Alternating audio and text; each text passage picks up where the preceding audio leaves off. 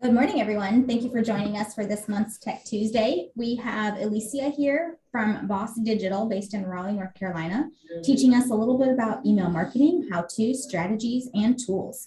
Alicia, thank you for joining us today. Thank and I you. will let you introduce yourself, tell us a little Perfect. bit about you and Boss Digital, and hopefully we can all just kind of collaborate together and have some questions. If you have questions, feel free to raise your hand or you can put it in the chat as we go, and we'll make sure that we do our best to help everyone in educating you on what you need to know with email marketing. Awesome. Thank you very much. Appreciate that, Jennifer. So I'm Alicia Cadorniga. I'm the Director of Client Services and one of the partners here at Boss Digital. We are a digital firm. We're located in downtown Raleigh, and we do all things digital marketing. So everything from what Google requires of small businesses and local businesses to get found online, down to email marketing, advertising, you name it. So, and we also have a parent company that we actually started about almost 3 years ago. And that parent company also allows us to dive into brand design, film, and media production. And so ultimately, we've been in business, let's say for about 7 years. And we service any type of business owners that are looking to get found successfully online and have a dedicated marketing budget to grow and want to know what that looks like from a return on investment. So I'm really excited to be talking with the online world today and tuning in, and obviously let us know if you have any questions. But we're really going to be diving into email marketing. And how I kind of preface this before we dive straight into it is still a quick recap on the importance of your digital channels and the time and the resources you put into those channels to get the return you're looking for. So I like to start the conversation off with that, and then we can dive into the how-tos, the strategy, and the tools. So in terms of email marketing, so we'll be going over a couple things. So it's what we call in the Boss Digital world, we call it the digital foundation. And this is more of just, as you're going through this presentation, kind of put yourself in a mental digital checklist per se of where you're at in your business and how far you are with different channels. So we'll go over a little bit of that today and choosing the right channels for your business. And then we'll dive into why email marketing is important, the funnel, how you use the funnel, and how you build systems and automation in email marketing to actually give you your time and resources back over time. And then lastly, any tools and recommendations to set you up for success. Okay, so just a quick recap. When we call it digital foundation, what we mean here at Boss is that it is everything that you need to be successful with your online information. Okay, so traditionally before technology, we had Yellow Pages was an example of something that you used to be able to share your information to your audience. Now there's many different channels and there's many different what we call digital assets online that you use. And I'm sure you are all pretty aware of that. But what's really important is that in order to feed that engine and to do it successfully, you kind of have to be doing all of it simultaneously, right? And so what we believe is there's 10 core challenges of a small business that they face when it comes to digital marketing. And it falls in the category that you see here, right, in this graphic. And the one that we're going to be talking about today is email and even lead campaigns. So what's really important, just as an overall foundation and a preface to what we're talking about today, you really want to make sure whatever you do in digital marketing, you use the tools 100% the way that they're intended to be used. And the reason why you do that is because it's meant for optimal reach and exposure with what you do. If you use the tools the way that they should be, you're actually putting yourself in a better position than your competitor that may not be using all the benefits and features of these tools that are provided to you. So this is really something that we focus strongly on. If you have any takeaway outside of email marketing, it's to really take a look at all your assets and make sure, because they change often, right? Social platforms like Facebook, Instagram, LinkedIn, they change their features often. So you want to make sure that your business is using everything that it provides. So a good way to kind of see where you're at in your business when it comes to your digital foundation, the different principles you need to be focusing on, right? Like social, pay-per-click, email marketing, even text message marketing. But what's really great is, all those things you have to do, but how do you actually do it in a system that works? And then you keep going through that system over and over to get better and better results. Digital marketing, treat it like a salesperson that you pay, right, for the year, right? So you invest in them initially with some sort of base potentially. And what you're actually expecting them to do is, over time, once they're trained up and they understand what you do and they're selling, that you've invested in them and you're hoping to prove a return, right? So think of digital marketing as a dedicated salesperson, except this salesperson works 24/7 for you. So you really have to put in all these different systems for it to be a flywheel and for it to actually produce results that you then can get data from and then pivot and tweak and readjust and go back through the process and just get better and better at what you're doing. So we like to show this initially to kind of understand this concept of the digital foundation, right? So you have your ceiling, which is where you want to go. That's your growth. It's understanding your audience, your prospects, your leads, your engagement. And then what supports that goal for your business is your foundation. And that foundation is what we call your digital presence strategy. What we call 360 platform is all your tools that you're using to actually deploy everything that you're doing in marketing. And actually having a catered plan to the channels that are best suited for your business and your target audience. And always remember, it's not what you think, it's what your audience is requesting of you. Right. And then from there, you can actually start to build these pillars that help you reach that growth and that goal, which is setting up your assets correctly. That's first and foremost, right? Your website, your social channels, your online listings. Then it's the ability to get found. And you really only get found through two different efforts, which is organic or paid, right? And or in your email marketing, whether you invest the resources to actually build that out, it's still an organic effort of your existing audience, right? So we'll be talking about that a little bit deeper. And then obviously creating content to actually put on these channels and then growing that funnel with different activities. And that all comes back to your plan, if you're on target or not. And then you can reevaluate where you are, and then pivot where you are. Okay. So let's just take email marketing specifically, because I think a lot of times we're very nuanced. Everyone's starting to adapt with the social media world. People are actually doing content just as good as the big players are doing content nowadays, right? And so let's talk about something that we hear is potentially dead in the world, which is very inaccurate in the world of marketing, right? If anything, especially during the times that we're in, people are relying more on their phone and on digital channels and utilities for them to be able to get information. What's really great about email marketing is once you've actually acquired that email, it is free reign for you to do whatever you'd like to do when they subscribe, right? So whatever funnel, whatever process, whatever information you want to connect them to, you can actually take them through a strategic process.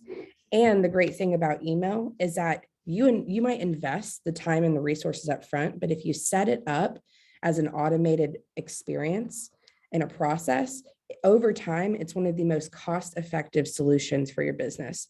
And I like to think of it as low-hanging fruit, right? You have all these emails in your database, and they've already opted in, right? And so the best opportunity there is to capitalize on what's already opted in and to start telling your story effectively to them for them to take action. So email marketing allows you to build these relationships with customers and past customers, right? And it's the opportunity to directly impact them in their inbox.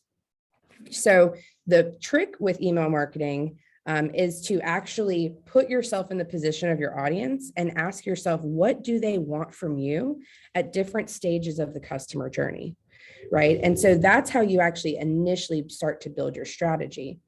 Okay, so the proof is in the pudding, right? So a couple of things I want to share related as it relates to email marketing. And these are stats that have been updated in the past year. Okay, so organic reach is around 4 times higher on email than social. That alone is profound, right? It's more targeted. You have more control over what you do, and the data that you get back from email on what they clicked, how long they read it, what they engaged with on your site. If you're actually setting up the tracking appropriately, you literally can walk through the entire journey that specific email address experience or that audience experience with you. Email generates $38 for every dollar spent. Okay, so that alone, it is one of the most cost-effective investments for your business. Okay, especially if you're a local business and you've generated a community, a network, whatever it is, or even if you're trying to acquire new emails, it's still, no matter, like, hands down, the most effective channel that you can be investing in. Partly, this is really important here. What's really important about this cost effectiveness is you're actually building emails that keep a regular cadence or a certain workflow in your system that, if you can get them to automate, gives you the best return, right? So you're not worried about having to re-up and do new activities every single month. If you can actually create content and create emails that go throughout your customer journey and you keep those in the process, at that point, you're stacking bricks on those efforts, right? And then marketers who use segmented campaigns note as much as a 760% increase in revenue. That's massive. Okay. So this should help to start getting your juices flowing, thinking about what are you doing that's working really well on the email marketing side? Where are you possibly struggling on the email marketing side, or where you might be missing opportunity? Okay. And then lastly, click-through rates are over 100% higher in segmented campaigns than non-segmented campaigns. So it's one thing to send out a monthly newsletter to your entire audience, right? It's another thing to have someone take an action on your newsletter. And because they took an action by clicking into some piece of content that was important to them, you actually triggered another campaign that was strategic in serving them more information about that relevant topic. So why is it important? You have the cost effectiveness of digital marketing and it being one of the highest returns. It allows you to connect with your marketing channels more cohesively, right? So one of the biggest challenges that a lot of small businesses face is you might get your initial interest or your initial audience to take action, but where are you carrying them through that? Okay. And it doesn't just stop at when you close a deal or when they make a purchase, right? It actually continues on to advocacy. So actually having them buy into that trust, and then you continuously nurturing them new, whether it's new products you're selling, it's new services you're offering, it's a client appreciation campaign. You have to continue to nurture them, because if you don't, somebody else will market to them and get them to take action, right? And then you have to create personalized and custom experiences when you're doing brand awareness, when you're doing email marketing. It's no longer enough to just think sales, right? Here, send out this email promo, right? It's not enough anymore. And especially in the US market, we're a creature of emotional beings, right? So we are all about what gives us two things: pain or pleasure. Right. So we make decisions, we back them up logically, but and think about your audience. What kind of pain do they have in life that is related to your industry? And what solution are you solving there? Or what kind of pleasure do they get out of making decisions to go with you? Right. A good example of this is a hair salon. You can go in because somebody else did your hair and it was terrible, and you go in and you're in pain now, right? You want to fix it because it was messed up. Whereas somebody might come in and they haven't had their hair done in over, 10 years. And what they want to do is actually they take pleasure in wanting to try something new, right? So you really got to understand subconsciously where people are at in their decision-making process and tie your message to that. Okay. And then why also is it important? Email is a testing opportunity to gain valuable customers and information. Okay. So what's really important here is these touch points. Every single time that you check in with this audience, you're actually getting so much data that you can end up pivoting or adjusting your message based off of what's working really well, based off of what they're resonating, right? And the most important piece out of all of this is harnessing the power of automation. It's not enough anymore to write one-off email campaigns, right? Because what do you have to do every time that you finish that campaign? Even if it's a 4-week series of a campaign, it's in your best interest to use tools that give you the automation to set things up, and that actually drives reporting for you, lets you know where you might be performing, where you might have some challenges, and then allows you to tweak these workflows so that way you're stacking on top of your investment and efforts. Okay, so one thing I love to show people, I think this is very helpful. Think about what you're doing in email marketing and ask yourself if you have emails in these various stages of the marketing funnel. Okay, so your marketing funnel starts with awareness, then it goes into consideration, conversion, and that loyalty and advocacy. So a lot of businesses will start at the awareness, right? So they'll start to, run targeted campaigns for people that have visited their site. They'll get them to opt in through let's say an email newsletter. It's a natural, very easy way to get somebody to inquire about your business, inquire about it, and to actually take action. Okay, but where do they go from there? And that's where you have to start asking yourself, what journey are these different segments taking? And how do I start to understand who my audience is that's actually coming in? And they're not just a general audience bucket list. And I have no idea what they like, what their interests are, how they do business, how they make decisions, right? And so what you want to do is, yes, attract all and get and focus on getting them into the system, right? Subscribing. But once you have that, there's so much like untapped potential that you can do with this, right? So after awareness, things that people like to do is during the consideration stage, they know about you. Now they may or may not be interested in buying right now. And that's totally fine. It would actually be too much pressure to expect that, right? So this stage is really about giving them the information that they need to actually feel comfortable and feel like they can trust you and make decisions.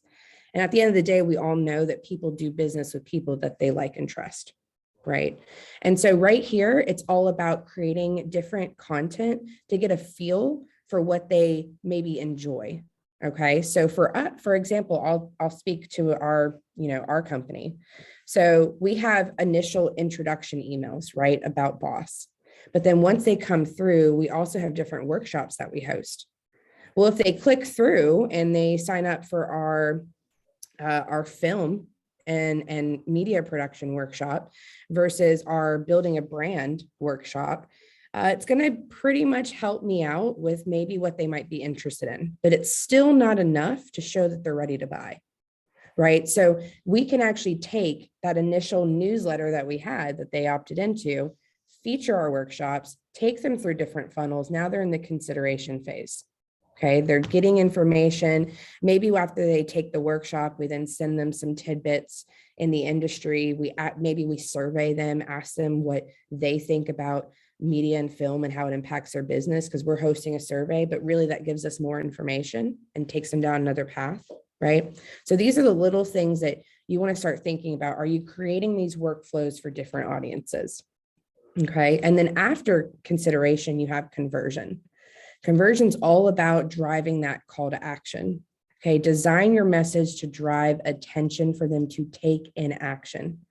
So at this point, you should be doing something that's a little bit more bottom of funnel. They know about you. They're aware of you. They've even clicked through things, right? Certain tools allow what we call lead scores, where you can actually see the lead score of an email. So you can understand from like 0 to 100 or whatever the metric scale is for the tools that you use. It'll actually tell you, what are they doing online in regards to your business? Do they have a high lead score? Are they clicking all your ads? Are they, down to the social, right? Because that all ties back into email. So it's all about right here, making sure that you're driving enough attention, enough awareness, they've engaged enough. Average, they say, I think with touch points is seven touch points. I think now in the digital world, with how quickly we move on phones, it's 12. But this is all about, what are you going to do to step in at that immediate pain or pleasure in the now and take action? So conversion campaigns then is what you want to focus on with your workflow. And then ultimately, once they've opted into whatever you're doing, they made a purchase, they begin using services with you, they sign an agreement, whatever you do as a local business, it doesn't stop there. This is what we call the post-sale stage, right? And this is where you have to look at yourself as, are you a service-driven organization or are you a sales-driven organization? And what are your goals, and making sure that that ties in with your efforts with email marketing. This last phase is the most crucial phase. And that is because the retention of what you've put in and your efforts should still continue to prove your return with your existing audience as you stack more, right? So this is all about making sure that you keep in contact with them, you remind them, you think about them, right? So designing different programs of your email campaigns where you're, whether it's offering a gift, whether it's requesting a review, just staying in touch with them. Oftentimes, we all know this. If we stop communicating with a certain brand over time, we forget about it. It's out of sight, out of mind. So if you stop communicating with them on a regular basis, even if it's just a little bit of tidbit of information, chances are your competitor might be doing a better job with you or with against you and for your audience, right? Or for your customer. So this is where it's really important to put a lot of focus and attention in this area.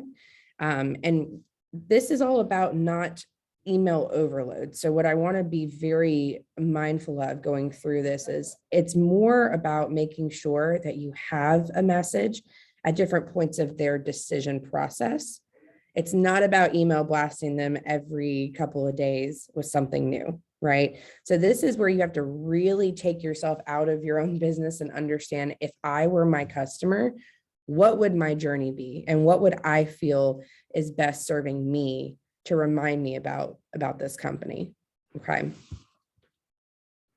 And then ultimately, I think outside of your customer journey strategy, so there's a couple things, right? First off, set your goals. How much dedicated time, if you're going to do it yourself, or if you're going to hire someone to do it, what that budget looks like realistically for you. You should get up with an expert that does these kinds of services and get an understanding of what type of expectations you can get out of that. I think it's realistic if you come in with some sort of budget range to see what your options are. But if you do it yourself, it just takes time, right? And maybe a little bit of minimal tool cost. So what you really want to do here is decide how you're going to do it, what your goals are so that you can align it. And then you don't want to do it all in one big fell swoop. It's time consuming naturally, but it's also very cost effective. So what you want to do is think when you look at the funnel, think about where you're at in your business. Do you have a lot of customers and you have a challenging time with retention? Are you not having enough foot traffic and you want to drive more? So you really got to understand where you're at in the funnel that we just shared and where you want to put the most stock in. Start there and just create and just do. If you stack these emails and these workflows in place over time, you're a lot better. It's a lot easier to do that than it is to think that you have to do it all at one time. And the reality is you're going to get data that might pivot your strategy anyway that you didn't know before. So it's really smart to kind of set up strategic steps at doing this all in one fell swoop, right? And then ultimately the tools. There's a lot of tools out there that you can use. And you really got to ask yourself, what kind of tools do you really need for your business, right? So obviously a CRM or some sort of marketing automation software is important. It's also tends to be a little bit higher in investment if you're going to be working with marketing automation tools.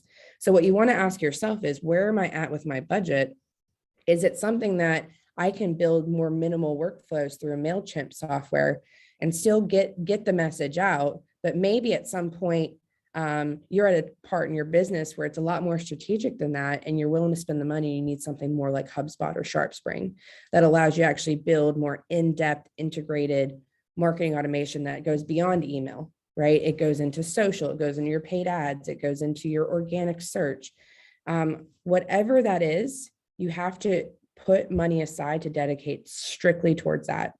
And it's going to be as successful as you put money or time into it, right?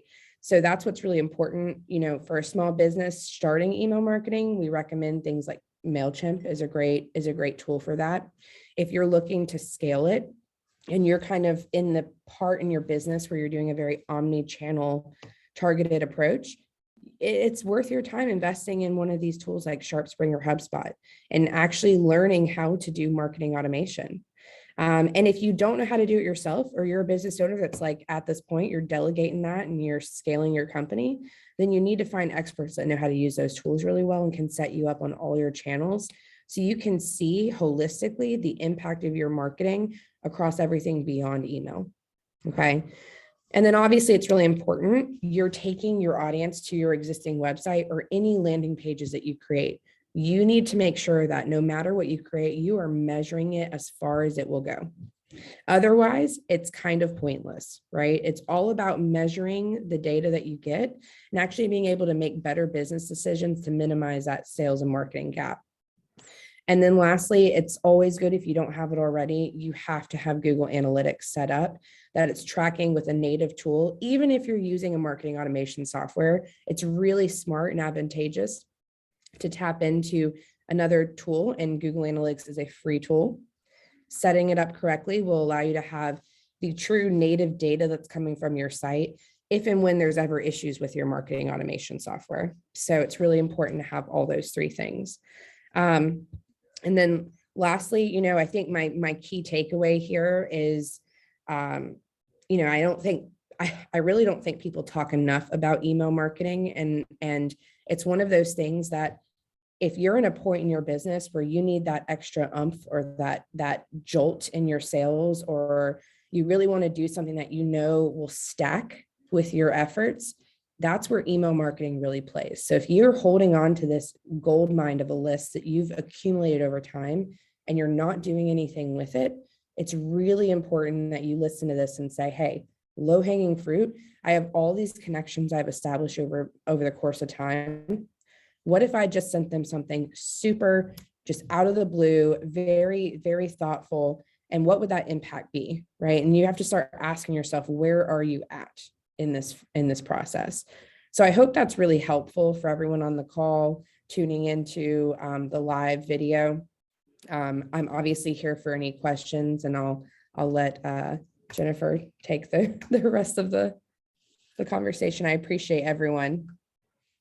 Thank you so much. I think this is helpful for me. I'm curious with Google Analytics, and I'm hoping I'll let you guys ask some questions as well. I'll chime in here, but my first one on the Google Analytics, if you already have Google Analytics on your website, how do you recommend integrating it into email marketing? Yeah. So like, how would you, are you wanting people to archive their email newsletters on their website for analytics, or should they be integrating the analytics with their email marketing somehow? Yeah, so you can integrate them within the tools. So it just depends on whatever tool that you're using for email marketing. You can actually directly integrate your Google Analytics for most tools that are on there. For more advanced features, you actually have to set up events on Google Analytics to tie into your email marketing efforts. So you want to make sure that Google knows the type of marketing you're doing, and you're actually setting up what we call events. It's really conversion points on the site where people might be coming in via email, right? So that's all something like within the tools that you use. Most of them will integrate directly, and then you can see all the campaigns that you run and the traffic that goes to the website from those campaigns, and it'll pull that data into Google Analytics. So you really just, what you should do, like as a natural next step, is to look into your tools capabilities, and they will have guides directly on how to do that. Others, any questions before I ask a few more? Yeah. What do you, as far as a welcome series, ours is not pulling particularly well. We do a ton of email. We send out probably twice a week and then some. What do you consider a good welcome series kind of opener? So a welcome series, as in they're already a customer, or they're a prospect for you, or potential buyer? They have ended up on our email list. So typically they are a customer at that point. They're already a hot lead, or at least a warm lead. We have like, email captures on our website for like, you can get coupon codes. So that's not necessarily a thing. So we have it set up for our welcome series. We have two different welcome series. One, if you've bought something, there's one welcome series for those guys, and there's another welcome series for folks that just got on the email list. Yeah, so I'll address both. if it's a prospect and you're trying to introduce or re-engage with them, I will actually, it's funny. I don't really buy into like tricking people into engaging with you, right? So I think it's really important to literally say the reason I'm reaching out is because of this, and actually make it a lot more personal and let them know it's absolutely no pressure in whatever way that that works for your business, right? So that might sound a little bit differently for the type of business that you're in. But me being in B2B, a lot of times I'm dealing with an individual that, represents a larger company or an organization. And so what I do is I just immediately reintroduce myself, say, hey, it's not a lot of information here. I really just wanted to make sure this was put in your hands because I know it has been a while since we've talked, right? And it allows it to be very personable, and you're saying no pressure. But I really thought this was a good fit for you, or I thought this was perfect for you, right? That's that personalization. And I think that can go both with like existing clients as well. But with the existing client, what you might want to make sure you're doing is finding something that either that audience that you have for your existing clients, they all have in common, so that you can actually play into something more personable with them. But they all kind of are going through it, right? So you might be thinking this, right? Or, we were thinking this, have you thought about, right? And so having a little bit more of a natural conversation instead of it being like, haven't heard from you a while, here's a promo, right? So it's honestly the world that we live in now. I think traditional salespeople have actually made it even more polarizing for us, where instead of benefits, features, and all the great things about your company you can ramble on about, it's actually really more important to talk about who your audience is to them, and like understanding them and almost like asking them the questions, engaging with them, and kind of allowing yourself to have more of a natural dialogue than it is for people to just be thrown a bunch of, campaigns of, a deal here, percentage off.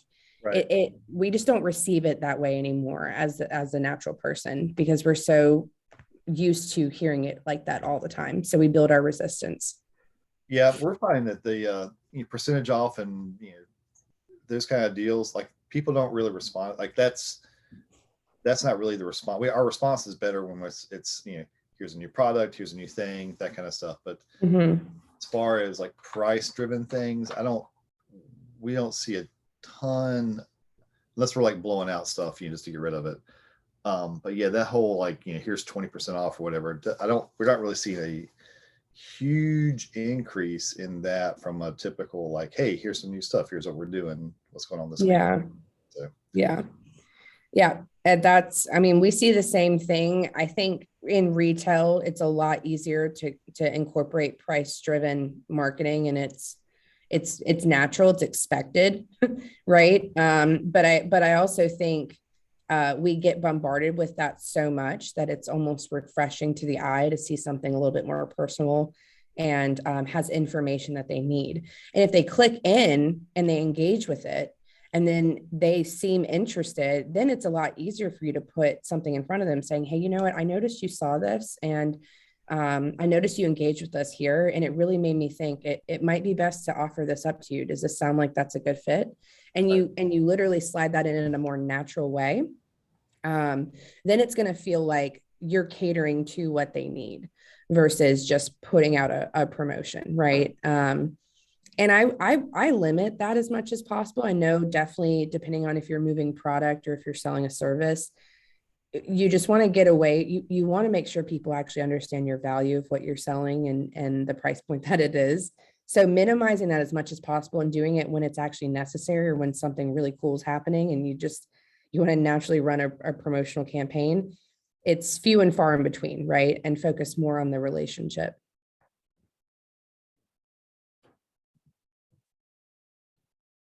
Awesome. Thank you. John, did that help? Was that helpful? Yeah, it does. Other questions?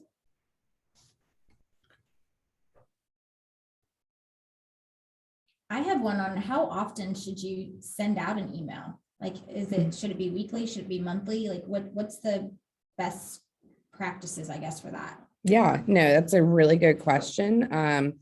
I would never send anything out more than at a week time span if you can allow it.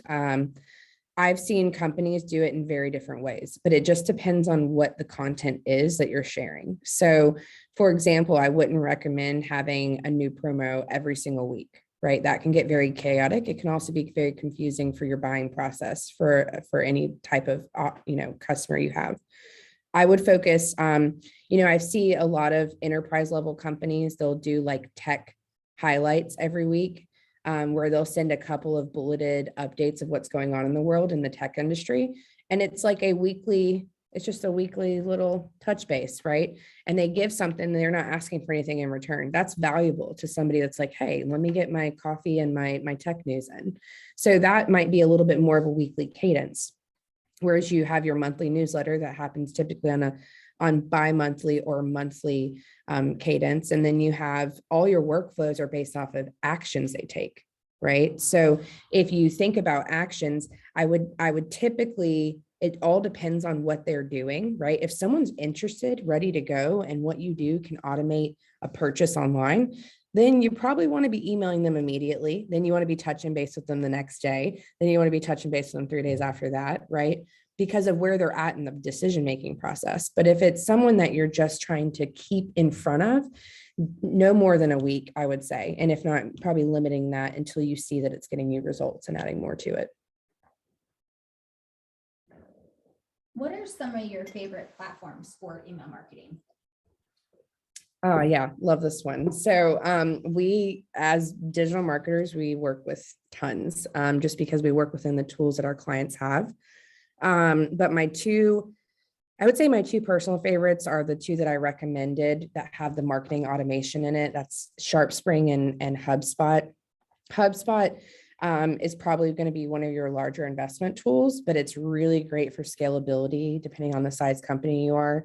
SharpSpring might be a little bit more affordable than that, but they're both investments nonetheless. The great thing, what I like about them is that the amount of data you can get just from a sheer email address, and just being able to actually track how that person engages with you and what might be missing in their funnel, and down to the contact and what they clicked on, how long they read it. I mean, it's just great information. I know MailChimp can do the same. So like I said, if you're a small business, start with Constant Contact, MailChimp as a preliminary tool. But you definitely want to get to the point where you can have those robust features, because then you get excited when you see things come in, right? So like if we see, like at Boss, we use SharpSpring. We have all of our contacts on there, and we got ourselves to a point where if an action's triggered, we, as the sales team, we get notified, and we actually can go in and see exactly what that prospect or that lead did, down to like when they first engaged all the way through. So we have a lot better of an understanding of what might be helpful for them.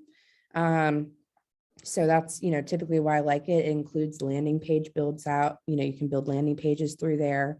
So there's, great content email builders. It's pretty holistic. So. What's a way that you recommend growing your email list? Like if you've got it set up, I mean, what's the best ways to, other than if you're a retail store with people that are coming to your website, signing up, how would you recommend to grow that list? Yeah. So I kind of look at this, and it's easier, like you said, Jennifer, for B2C, where you have people coming in and you can simply ask for it during a transaction. I'll probably spend more time like on the B2B side, because that tends to be a little bit of a challenge. Anytime, like you should have it to where if you have salespeople on your team, or maybe you're the CEO of your own company and you're your own salesperson, you really want to make sure if there's no opportunity to do business together, that you ask them for permission to connect with you and to actually share that information with you, because you can provide them X, Y, and Z, right? So I like to establish myself as an advisor with people I meet as soon as possible. And the reason I do that is because I want to set the perception up high. And then from there, they feel a lot less pressure if they feel like they're connecting with you and you're just providing them valuable information. Right. So a lot of times, when I'm contacting a business and they need help, but maybe they're not ready to make a marketing decision yet, I'll just simply ask, well, hey, I totally get it. That makes sense. Obviously we can connect in later date. What might make sense right now though is our team, we run workshops, we do online digital reports so that you understand your presence. Would it make sense to at least have you connect with us there? And I promise this is the type of emails that you'll be receiving. And we have it conditioned to where our sales team and our overall team members, and they meet people, they communicate that way. And it's a part of our activities that we do. Another way is if we actually physically go somewhere to present like we are today, and people can share their contacts afterwards, or we have a list for sign up, right? So you have to actively do it a lot more on the B2B side. Same thing with LinkedIn, use social platforms to be able to opt people in. If you're running an audit online and you can create a landing page and they can click through from social media and you don't even have to engage with them, then you have things passively working for you. So yeah, those are just a couple strategies that we use. Now, once your email is sent and your campaign is out there, there's a chance, most likely you have really good content, really good information in there. Do you recommend archiving those somewhere or copying it, making a blog post out of the email, or once it's sent, what do you think should happen from there? Yeah, so a couple things that you can do. Well, first off, if you're using a marketing automation or CRM, all that content and dialogue will be archived for you for the contact, which is really great. But furthermore, you don't want to like reinvent the wheel every single time you create content.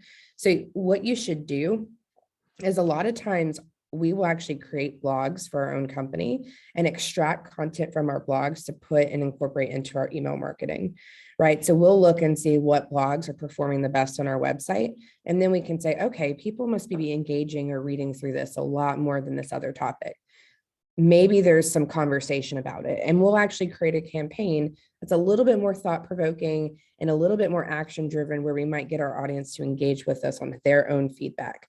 So we start from content first, and then we break down all the different assets at play. And then that way your content lives for you longer than just like reinventing every single time. I like that. That's a great idea. And then you're also not trying to come up with what are you going to put in your newsletter this week? Yeah, and it keeps you pretty much on brand with your content. So you should really think about, hey, we sell these different things, and these are the topics that people like, common questions that people ask.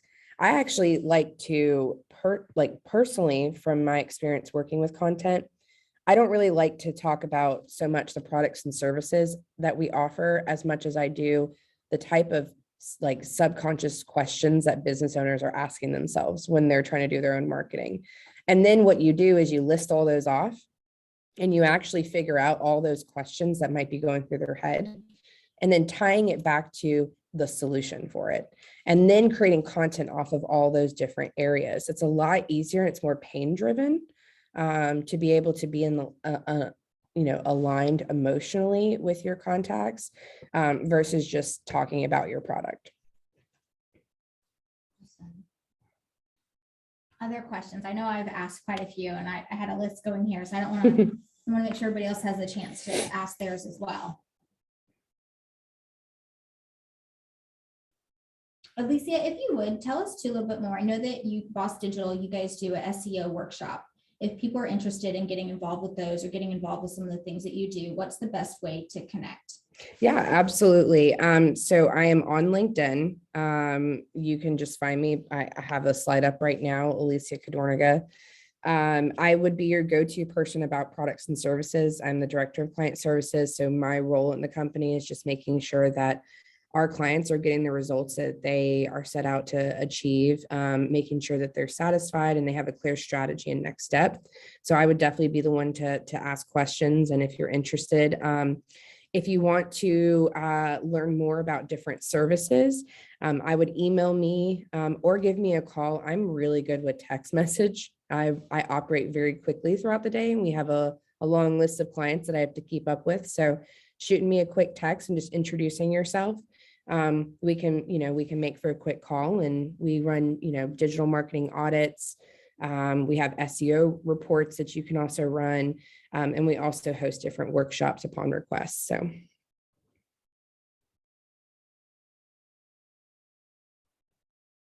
Awesome. Well, thank you so much. And if you guys have any questions, further things that we may have missed today, please don't hesitate to connect with Alicia directly. Obviously, you can, like she said, contact her through email, through her phone, and be very connected that way. And Alicia, thank you for coming today and sharing your time and your knowledge and all these tips. I've got some notes here, some things to research for our own services when we do email marketing. As I know that from everything I've read and have learned is that email marketing is the #1 best way still to connect with your customer base, because you're landing in their inbox. Yeah. Where with social media, it's hit or miss. With text messaging, sometimes it can get missed, but email is absolutely the way directly to someone, and especially your title is what probably is the most important in getting them to actually open the email. Yeah. Yeah, absolutely. Yeah. Your subject is the first step, right? Otherwise you don't really have the opportunity. So, and, you know, as a key takeaway with that, I mean, keep it simple and be cheeky, be a little bit more personable with your audience. But yeah, it's been a pleasure. I love talking about this stuff, and we love helping small businesses understand what they need to do to grow. And, you know, if anyone has any questions, absolutely reach out to me. Wonderful. Thank you so much. And we will Thank look forward you. to seeing all of you back here for the Tech Tuesday, which will be the 3rd Tuesday of every month for our next topic in March. Thanks, everyone. Thank you.